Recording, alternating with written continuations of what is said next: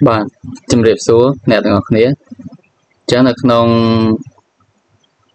វីដេអូមួយនេះគឺជាវីដេអូមួយដែលបង្ហាញពីរូបមន្ត average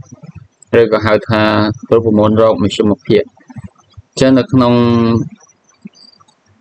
អត្ថបទនៅក្នុង Excel នេះគឺខ្ញុំមានតារាង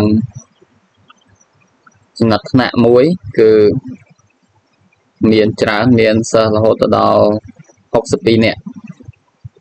ចឹងនៅក្នុងហ្នឹងគឺមានការប្រឡងចំនួន4មុខវិជ្ជាអញ្ចឹងតើមធ្យមភាពបានប្រមាណអញ្ចឹងដើម្បីធ្វើមធ្យមភាពបានយើងត្រូវដាក់សញ្ញាស្មើជាមុនសិនដើម្បីបើកនៃការប្រើប្រាស់រូបមន្តអញ្ចឹងអាហ្នឹងចាំបាច់ត្រូវដាក់មកសញ្ញាស្មើបន្ទាប់មក A V E អញ្ចឹងមកយើងអាចរើសបាននេះគឺជារូបមន្ត average select លើវា2ដងមកបន្តវានឹងប្រាប់ពីរបៀបប្រើអញ្ចឹងនៅក្នុងហ្នឹងគឺយើងអាចប្រើ number ក្បៀស number ក្បៀស number ក៏បានដូចជាវិធីសាស្ត្រដែលគេបានប្រាប់ select លើវាមួយក្បៀស select លើវាក្បៀស select លើរូបមន្តមួយទៀតselect លើមុខជាមួយទៀតក្បៀសចឹងមាន4គឺយើងបានប៉ុណ្ណឹងហើយយើងបិទទៅវិញ enter នេះគឺវាចេញមកអញ្ចឹងមករបៀបទៀតដូចតវីដេអូមុនដែរគឺយើងប្រើសញ្ញាស្មើ average គឺយើងអុសបែបនេះលឿនចេញដូចគ្នាឬក៏មួយបែបទៀតដែលខ្ញុំប្រើក្នុងវីដេអូមុនដែរ average A V E ចឹងមកអញ្ចឹងយើងអាចទៅសេបាន F F9 ភាសាថាវានៅក្នុងជួរឈរ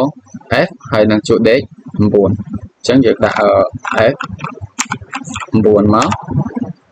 ចុច2គឺតំណាងឲ្យអុកអញ្ចឹងអុកវាទៅដល់ I 9ណា I 9អញ្ចឹងគឺវាចេញមកនេះតមកបិទកំពុងចកដូចទៅអញ្ចឹងនៅក្នុង3របៀបហ្នឹងយើងប្រើមួយណាក៏បានដែរតមកយើង select លើវាមួយហើយយើងចុចលើកន្លែងចំណុចទូចនេះ